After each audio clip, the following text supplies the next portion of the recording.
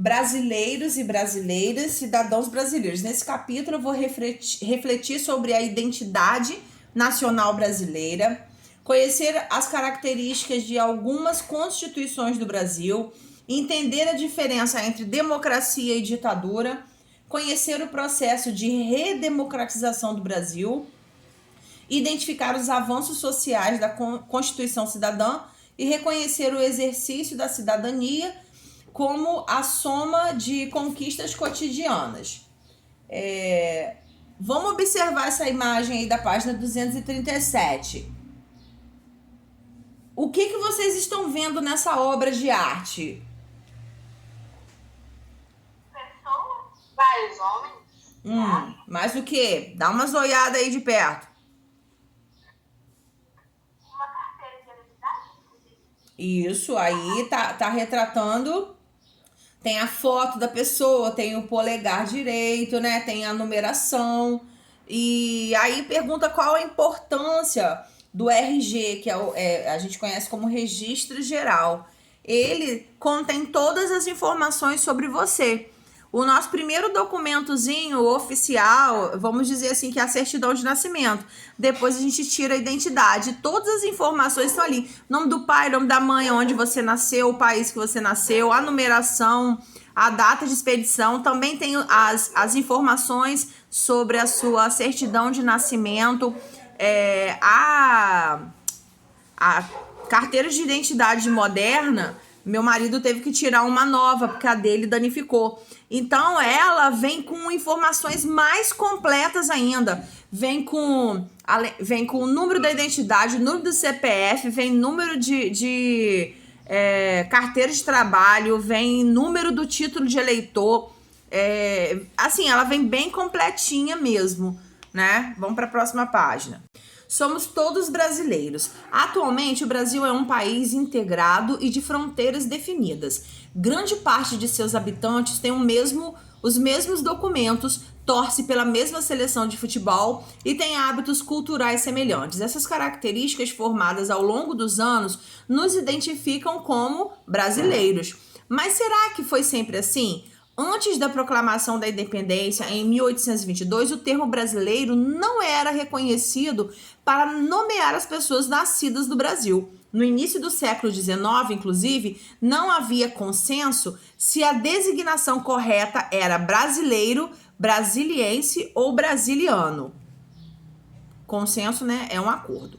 O jornalista Hipólito José da Costa, por exemplo, batizou o jornal de Correio Brasiliense, porque defendia o uso do nome brasiliense. Para designar as pessoas nascidas no país,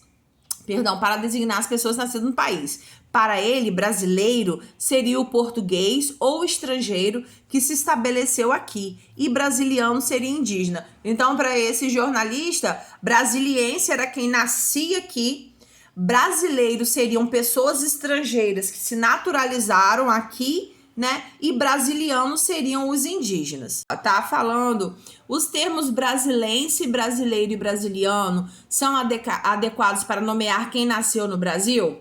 Isaac já expôs a ideia dele dizendo que ele acha que é legal, né? Mais alguém quer falar alguma coisa? Eu acho que iria confundir um pouco. Muito parecido. Agora aqui na segunda... Não, tia, não, eu mudei de ideia. Eu acho que é melhor esse daí que você falou mesmo. Agora aqui na segunda questão é: se você criasse um jornal para tratar de assuntos do Brasil, qual seria o nome e por quê? O nome que vocês inventaram? Eu botei os termos do Brasil. Botou o quê, Camille? Os termos do Brasil. Mais alguém colocou alguma coisa? Eu, tia. Tá, vai, Muniz, fala. Todos brasileiros. Ok, mais alguém quer falar alguma coisa? Eu, tia. Diga, minha Bequinha, diga. Notícias brasilienses ao vivo. Show. Muito bem, vocês são muito criativos. Então agora vamos lá para outra página. Eu falo do quê? Oi? Não entendi. Estado brasiliense. Não entendi o que você falou antes do brasiliense. Estado brasiliense. Ah, tá. Vamos lá. Todo dia é dia de índio.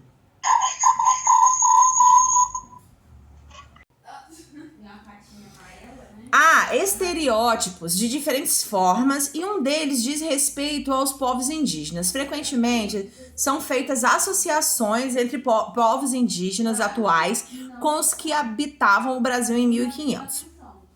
Essa associação fica ainda mais evidente no dia 19 de abril, data em que se comemora o Dia do Índio. A palavra índio, como já vimos, é carregada de preconceitos, pois desconsidera a diversidade da cultura e do modo de vida dos diferentes povos nativos do Brasil. Até 1910, ano que foi criado o Serviço de Proteção ao Índio, os indígenas não eram considerados brasileiros e estavam oficialmente desprovidos de capitania e de direitos. A Constituição de 1934 foi a primeira carta a reconhecer os direitos dos indígenas, assegurando o seu direito à terra. A garantia da cidadania, contudo, só foi reconhecida em 1988 com a promulgação da chamada Constituição Cidadã. Esses direitos foram conquistados por causa das pressões dos povos indígenas e membros da sociedade civil. Eu estava assistindo um seriado na Netflix, ele não é um seriado, ele é um documentário. Que fala sobre guerras no Brasil ou guerras do Brasil. O primeiro episódio fala sobre essa questão dos indígenas. E é super interessante, porque tudo que eles retratam são várias pessoas falando. Tem um historiador e filósofo que ele é indígena. E outras pessoas, e vem falando da realidade do descobrimento. Quem tiver Netflix e puder dar uma olhadinha lá, o primeiro capítulo, o primeiro episódio é sobre o descobrimento, falando sobre os indígenas. O segundo já vem falando sobre